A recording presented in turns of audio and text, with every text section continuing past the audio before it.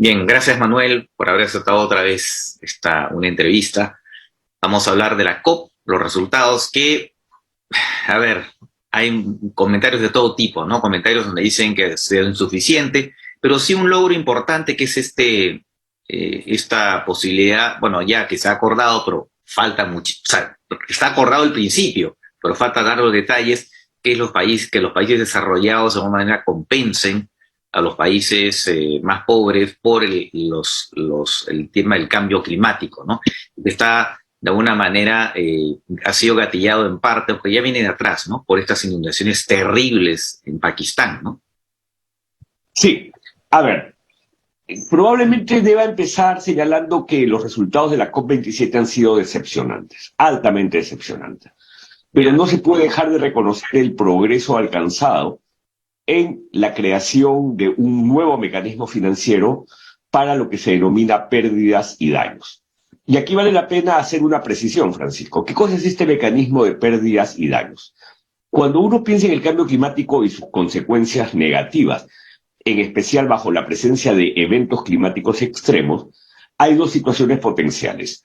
Una primera situación es el evento climático extremo te va a golpear, pero eso no va a significar que pierdas condiciones de habitabilidad o que el área donde hoy día habitas desaparezca o que la situación sea irreversible. En muchos casos, el evento climático extremo te va a causar un nivel de impacto, pero con una buena política de adaptación podría ser que en el futuro obtengas lo que se llama la resiliencia.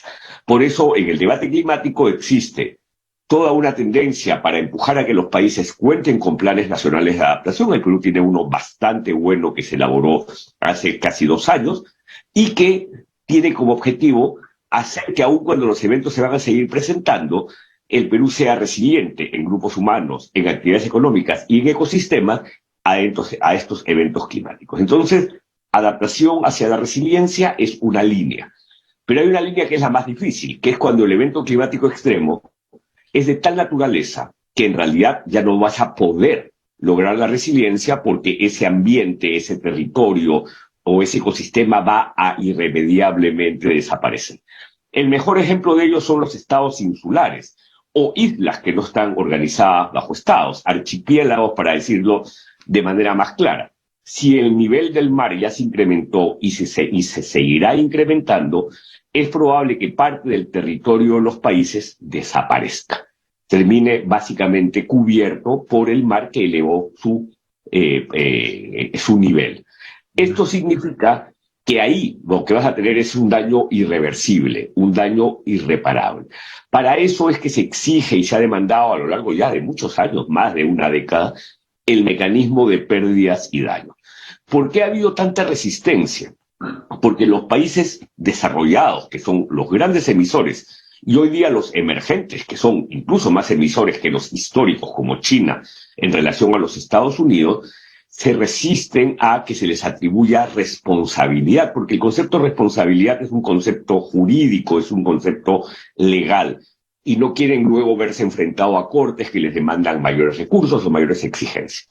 Por lo tanto, es un avance importante el de la COP27 que por primera vez se haya aceptado que se cree un mecanismo financiero para pérdidas y daños.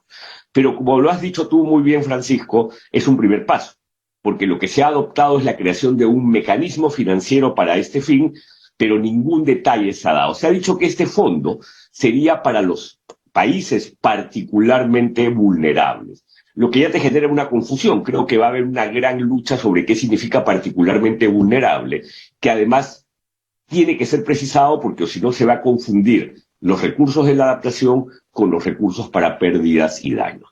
Y a su vez todavía hay una discusión sobre dónde se hospedaría este fondo, si cuenta a partir de los mecanismos existentes o se crean mecanismos independientes, cómo se definen los beneficiarios, cómo se dispone y colocan los recursos en favor de los beneficiarios. Esto va a ser materia de largas discusiones. Eso entonces es la parte positiva. Se ha dado un paso que ha sido muy celebrado en la creación del mecanismo de pérdidas y daños. Pero en una frase reciente que ha aparecido mucho en medios, yo lo que he planteado es muy bueno el mecanismo de pérdidas y daños, felicitaciones por el logro, por el avance que ha sido fruto de mucha insistencia, en especial de los estados más vulnerables, Pero si a su vez no hemos podido en esta COP incrementar la ambición, ser más claros sobre la salida gradual de los combustibles fósiles, dejar muy en claro que 1.5 grados centígrados es la temperatura máxima que podemos incrementar para no generar efectos catastróficos, lo que estamos haciendo es, no estamos atacando la causa del problema. Por lo tanto, este fondo podría convertirse en el fondo del fin del mundo. Es decir, seguimos poniendo recursos para aquellas áreas que irreversiblemente se van a dañar, pero no atacamos el problema, que son las emisiones. Entonces esto va a ser un fondo eterno que lo único que va a hacer es poner recursos para la catástrofe. Y eso es lo que no tiene sentido. Por eso es que yo considero que esta COP es altamente decepcionante. Y claro, y además hay varios temas ahí, ¿no?, que has mencionado. Y además, antes de eso, entiendo que, hablando de fondos, todavía no se ha cumplido con el famoso fondo de los 100.000 millones, 100.000 millones de dólares que supuestamente anuales que tenían que ser dados para los países, menos desarrollados. Eso todavía no se ha cumplido esa meta, ¿no? Efectivamente, y eso es parte de la decepción. Y acá para recordar un poco desde la historia, cuando se celebró la COP en Copenhague el año 2009, y al final se cerró sin ningún acuerdo, pero un grupo de países celebró un acuerdo no formal llamado el Acuerdo de Copenhague, que fue suscrito por 5 o 6 países. Se empezó a discutir la necesidad de crear un fondo que debía llegar al 2020 a contar con 100.000 millones de dólares anuales, justamente para facilitar a los países con menos recursos la transición, el cambio transformacional, a fin de poder justamente poder adecuarse a las nuevas condiciones climáticas en sus economías y en sus territorios. Este fondo, por lo tanto, tenía como meta para contar con esos 100.000 millones de dólares anuales el año 2020. Este concepto de un fondo de 100.000 millones de dólares anuales se confirmó en el Acuerdo de París. O sea, en 2009 se empezó a discutir, pero ya en el Acuerdo de París en 2015 se consolidó. Aún cuando estamos acabando el año 2022, este fondo todavía no ha cumplido con la meta de 100.000 millones de dólares anuales.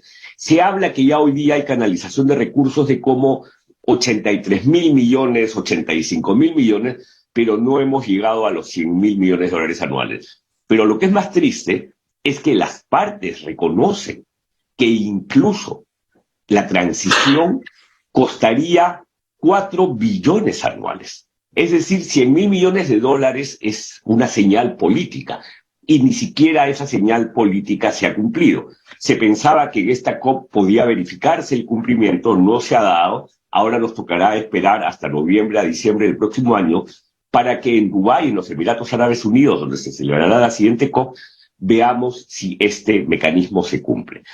Una cosa que es importante reconocer, por otro lado, es que muchos hablan de la necesidad de cambios radicales en la banca multilateral, en el sistema financiero y en el sistema monetario.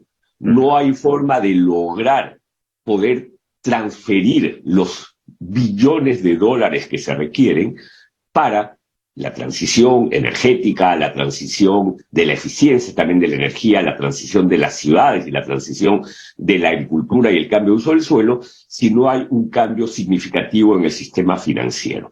Es posible que la próxima COP sea una COP donde veamos justamente mayores elementos orientados a esa transformación. Pero sí, efectivamente, para resumir la respuesta a esta segunda pregunta, es decepcionante que al día de hoy 100.000 millones de dólares anuales se sigan sin cumplir. Y acá, Francisco, porque tu público es un público siempre bien informado, siempre vale la pena señalar que 100.000 millones de dólares anuales es como se señala, es el término en español. En inglés son 100 billones, porque hay una diferencia en la manera como contamos en español o en inglés. Por lo tanto, no confundir que 100 billion, que es como aparece en los textos en inglés, es en español 100.000 millones de dólares anuales. Claro, sí, pues, eso es cierto. Ahora, precisamente sobre ese tema del financiamiento y quiénes pagan, ahí hay una resistencia, por ejemplo, de China en particular, que es ya la segunda economía, pero pretende seguir siendo considerada como una economía en desarrollo, ¿no? Que no solamente tiene implicancias en el tema comercial, si se quiere, financiero, sino también en el tema ambiental. Y según lo que he podido leer sobre el tema de salida de los combustibles más contaminantes, ahí Arabia Saudita tiene a pesar de que está invirtiendo mucho aparentemente en fuentes de energía limpios, sin embargo, hacia el exterior pretende que el petróleo siga siendo durante décadas, ¿no?, una fuente de energía fundamental, junto con Rusia. Es lo que he estado leyendo, que hay una especie de lobby muy potente ahí, ¿no? Así es. Y eso es parte de lo que nos lleva a concluir la decepcionante conclusión de la COP27. Porque siempre hay que considerar que las COPs son procesos graduales de avance, de progreso. Cada COP debería progresar en relación a lo que la anterior conferencia te dejó, porque sabemos que el cambio no se va a producir de un día a otro. Es un proceso complejo, es un proceso que tiene que ver con 200 economías a nivel global, con distintas realidades, distintas necesidades y distintas capacidades. Claro. Entonces, la pregunta es, ¿esta COP progresó en relación a la anterior de Glasgow? Y la respuesta es no. Y vamos entonces al tema de los combustibles fósiles. En Glasgow hubo una gran discusión sobre el tema de la salida gradual de los combustibles fósiles como fuente energética y como base de nuestra economía. El texto de la presidencia antes del cierre de la COP26 en Glasgow decía que debíamos salir, y el término en inglés es phase out, del carbón como fuente energética muy pronto. Pero a último minuto, el representante de India levantó la mano en plenaria y dijo, reemplacemos el término phase out, salir, por el término phase down, reducir. Y al final la plenaria no tuvo más opción que aceptar este cambio de último minuto de la India y quedó que debíamos reducir el carbón como fuente de energía lo más pronto posible. Se pensaba, por lo tanto, que en esta COP iba a haber una mención más agresiva a la salida de los combustibles fósiles. De hecho, del carbón, de los hidrocarburos más pesados, gradualmente hasta la salida futura, en algún momento, del gas natural. Porque se sabe que es justamente la quema de combustibles fósiles la principal fuente de gases de efecto invernadero que generan el calentamiento global como fuente del cambio climático. Sin embargo, en el texto final de la COP27 no hay ninguna referencia a salida de combustibles fósiles bajo ninguna manera en el texto. Y lo único que se habla es que debemos tener una matriz energética limpia e incluso fuentes de bajas emisiones. Y eso lleva a algunos, Francisco, a suponer que ese texto tan vago de fuentes de baja emisión y un mix de energías limpias podría significar que se está queriendo abrir la puerta a la energía nuclear como fuente energética limpia que no genera emisiones para reemplazar los combustibles fósiles. Por lo tanto, va a haber una gran controversia sobre si efectivamente se va a abrir la puerta a la energía nuclear, que tiene otro tipo de problemas, que son problemas básicamente de seguridad y de gestión de sus residuos, porque el problema de la energía nuclear tiene que ver con la gestión de los residuos, que son radioactivos. Entonces, es decepcionante porque no hubo ninguna referencia a la salida de los combustibles fósiles como se esperaba en esta COP. Ahora, eso tiene también implicancia en el hecho que los carros, digamos, el objetivo es que hay varios, bueno, Estados Unidos, también en la Unión Europea, que entiendo que para el 2035 han puesto como límite que el desarrollo ya no se produzca autos de combustión, sino que sean puramente autos eléctricos. ¿Hasta qué punto esos objetivos se van a poder cumplir con este tipo de, digamos, no voy a decir enjuagues, pero estas imprecisiones que tú has mencionado efectivamente en la COP? Porque además yo sé que hay, lo que he leído, hay mucho lobby, en particular por Arabia Saudita, para precisamente hacer que esta evolución hacia los carros eléctricos no sea tal, digamos, ¿no? ¿Hasta qué punto los carros eléctricos se va a poder cumplir? Sí, vamos primero al tema del lobby y vamos al tema de vehículos eléctricos. Primero al lobby. Efectivamente ha habido una gran crítica en esta COP, que ha habido una mayor presencia de actores haciendo lobby por el mantenimiento o porque en todo caso no se tomen decisiones fuertes para salir de los combustibles fósiles. A mí me hicieron en una entrevista una pregunta sobre el tema y yo dije, seamos claros, la participación de cualquier actor, sea cual fuere su propósito en una COP, es libre. Tienen derecho a asistir y eso no es el problema. El problema es que tengamos la capacidad de resistir sus niveles de influencia para que se incorporen cláusulas perversas que no generen el progreso o el cambio que estamos esperando. Entonces, efectivamente se nota y se percibe que hay un mayor lobby del sector de los hidrocarburos para que no se tomen decisiones más transformacionales hacia su salida gradual. Pero vamos entonces al tema de los vehículos eléctricos.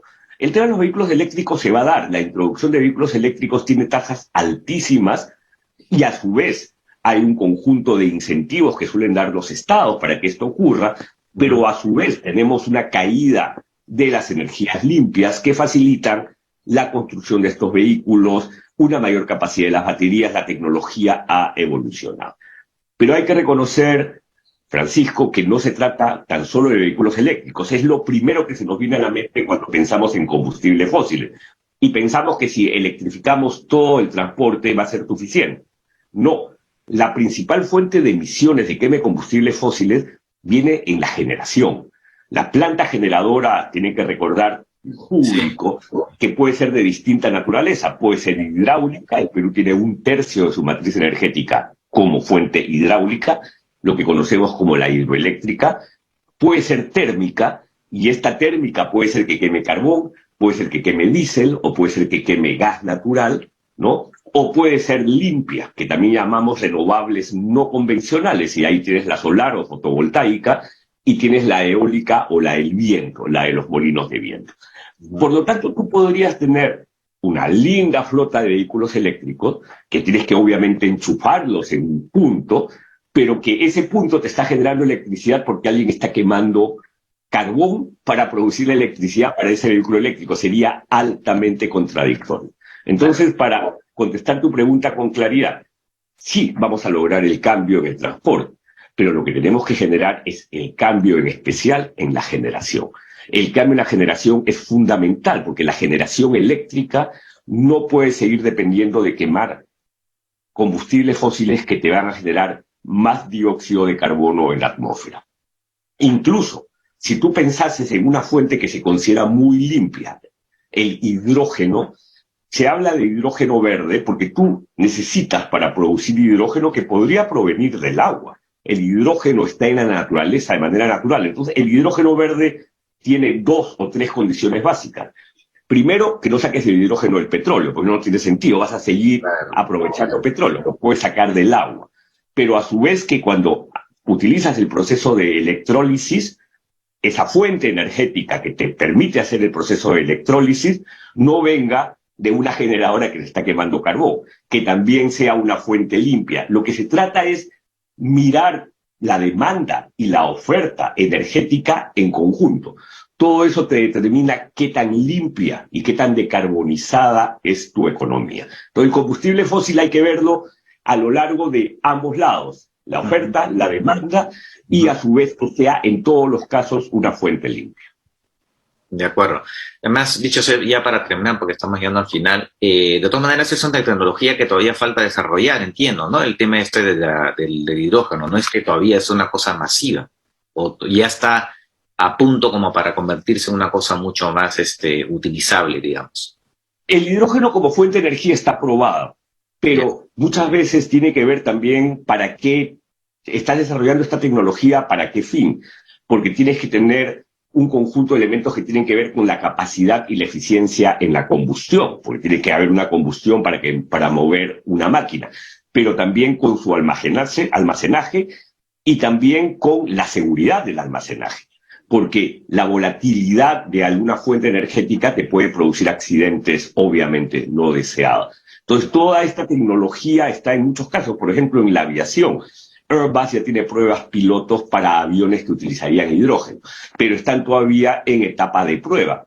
También hay vehículos ya que manejan hidrógeno como fuente energética, pero todavía no se han masificado en el mercado. La razón es fundamentalmente seguridad y capacidad de almacenamiento. Entonces, sí hay tecnología desarrollada. Chile ya anunció hace más o menos 2 años que construirá la primera planta de hidrógeno verde en América Latina, ¿no? Que creo que es la manera como debemos mirar los países, lo que son las nuevas condiciones de la economía que están determinando, bajo condiciones climáticas, un futuro que va a ser muy distinto. Algo sobre el cual en el Perú todavía tenemos que mejorar. Tenemos que terminar nuestra estrategia al 2050 para saber hacia dónde caminamos. De acuerdo. Muy bien, bueno, hay mucho más para decir, evidentemente, pero bueno, se nos fue el tiempo, así que lo vamos a dejar ahí. Gracias, Manuel, por esta... Sí, y no sé si me permites una interrupción muy breve. Sí. 27, lo que en cambio sí debemos destacar, a su vez del mecanismo de pérdidas y daños, es que ha dado un gran impulso, creo que muy importante impulso, a la conferencia de las partes, o COP, del otro convenio que para el Perú es fundamental, el convenio sobre la diversidad biológica. Del 17 de diciembre se va a celebrar la conferencia 15 del convenio sobre la diversidad biológica, donde deberíamos alcanzar un acuerdo que sea el equivalente al Acuerdo de París, pero para la naturaleza. Porque parte de la crisis que tienen los dos lados de la misma moneda es clima y pérdida de naturaleza. Por lo tanto, esperemos que en la COP15 de Montreal, en las fechas antes señaladas, podamos alcanzar un buen acuerdo y empezar también a revertir estos procesos de pérdida de naturaleza que son muy severos. El Perú tiene mucho que decir en relación a diversidad biológica, somos un país megadiverso y la COP27 creo que ha dado un impulso fundamental y espero, Francisco, que podamos conversar sobre estos temas también pronto. Sin duda, sin duda. Vamos a conversar una vez que se desarrolle esa, ojalá con buenos resultados, esa COP15 efectivamente que has mencionado. Manuel, otra vez gracias por tu participación y como digo, estaremos próximamente conversando sobre ese tema en el mes, calculo. Un abrazo, Francisco, y a todos el público de Geomundo. Un saludo.